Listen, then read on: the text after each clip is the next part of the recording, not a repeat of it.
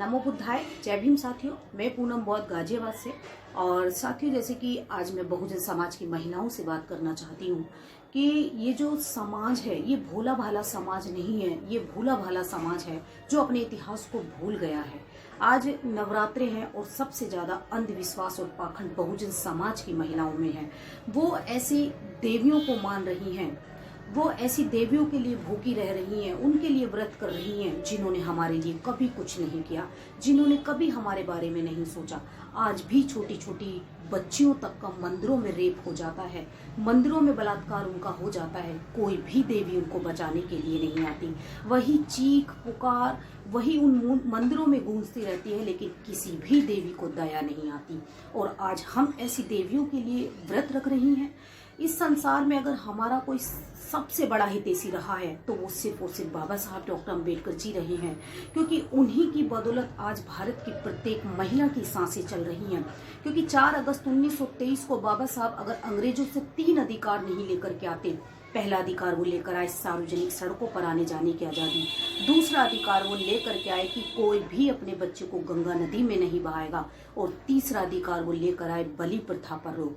यदि ये अधिकार बाबा साहब अंग्रेजों से नहीं लाते तो शायद हमारे पैदा होने से पहले हम लोग भी ऐसी ही मार दी जाती। तो बहुत बड़ा उपकार है इस देश के ऊपर बाबा साहब डॉक्टर अम्बेडकर का। और इस भारत देश में इतना अंधविश्वास, इतना पाखंड कायम है कि लोग ये भी नहीं सोच सकते कि हम लोग सही कर रहे हैं या गलत कर रहे हैं, क्योंकि हम लोग पूरी तरीके से मानसिक रूप से गुलाम हो चुके हैं। हमारी बुद्धि को गुलाम बना दिया गया है।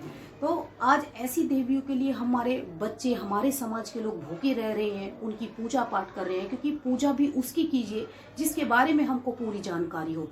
लेकिन मैं ये गारंटी से कह रही हूँ कि इनके बारे में किसी भी व्यक्ति को पूरी जानकारी नहीं होगी, लेकिन न जाने कितने सालों से हम लोग ऐसे ही अंधविश्वास और पाखंडवाद को ढोते हुए आ रहे हैं। इस भारत देश में अगर कोई देवी हुई तो वो सिर्फ और सिर्फ 2 देवी हैं।